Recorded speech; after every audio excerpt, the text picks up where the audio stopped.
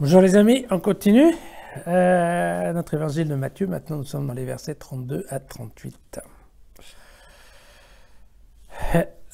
Et là, en fait c'est un peu amusant parce que donc on n'est pas encore... Vous savez que chez Matthieu, il y a le fameux chapitre 10 qui correspond à ce qu'on va appeler le discours de la missionnaire, le discours qui explique en effet l'envoi en mission des apôtres. Bien. Là, on n'y est pas encore puisqu'on est déjà dans le chapitre 9, mais on voit qu'on aborde déjà un peu la mission en fait. Tout ça, ça va être repris ensuite dans le chapitre 10, mais on est quand même déjà en train de poser un certain nombre de jalons.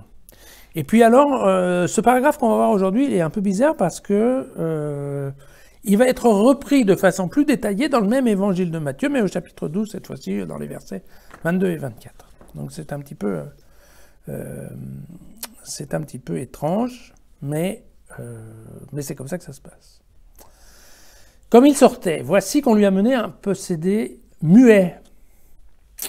Le démon chassé, le muet se mit à parler, et les foules s'émerveillèrent, et dirent, « Jamais rien de tel ne s'est vu en Israël. » Mais les pharisiens disaient, « C'est par le chef des démons qu'il chasse les démons. » Jésus parcourait toutes les villes et villages, il y enseignait dans leur synagogue, proclamant la bonne nouvelle du royaume et guérissant toute maladie et toute infirmité. Voyant les foules, il fut pris de pitié pour elles parce qu'elles étaient harassées et prostrées comme des brebis qui n'ont pas de berger. Alors il dit à ses disciples, « La moisson est abondante, mais les ouvriers peu nombreux. Priez donc le maître de la moisson d'envoyer des ouvriers pour sa moisson ou dans sa moisson. » Voilà. Alors, bien entendu, on est toujours dans la même discussion et dans la même ambiance entre juifs et chrétiens.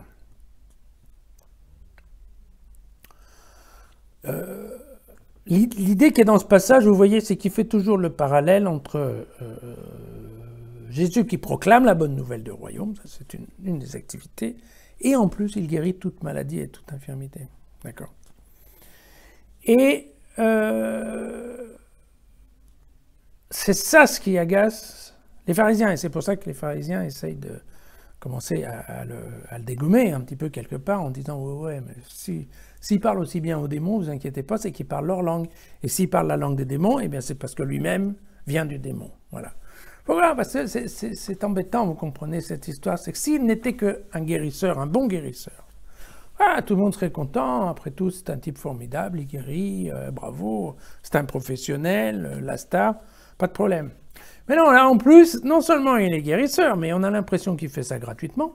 Mais surtout, ce qu'il fait, c'est qu'il n'arrête pas de proclamer la bonne nouvelle en disant que voilà, le royaume c'est maintenant et qu'il est le Fils de Dieu.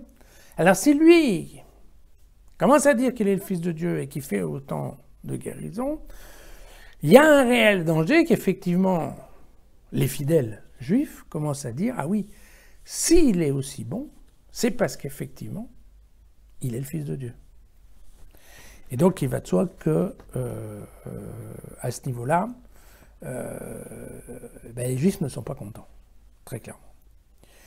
Et donc Matthieu nous en remet une petite couche, puisqu'il nous parle des brebis qui n'ont pas de berger. Donc ça, c'est cette histoire de troupeau sans berger, c'est dans l'Ancien Testament. On trouve ça dans le livre des Nombres, on trouve ça dans le livre des Rois, on trouve ça dans Ézéchiel, dans Zacharie, partout il y a des histoires de brebis perdues.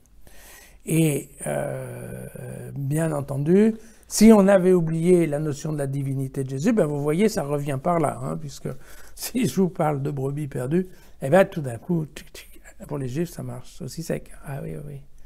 Les brebis étaient perdues parce que elles n'étaient pas, voilà, le vrai Dieu n'était pas là, ou leur Dieu était mal enseigné. La notion de la moisson qui est à la fin, ouais, on aurait un petit peu l'impression que c'était une question de recrutement de disciples, mais en fait, c'est pas tout à fait ça parce que la moisson, en termes bibliques, ça correspond en fait au jugement dernier.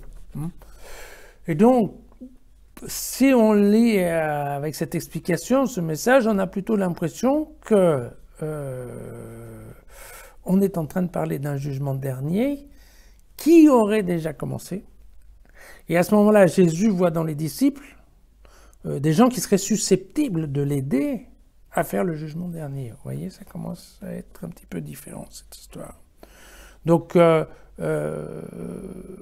bien entendu, quand on a dit ça, et il faut rapprocher ça à la notion du royaume de Dieu est arrivé, on va se poser la question de savoir, ok, le jugement dernier, c'est quand?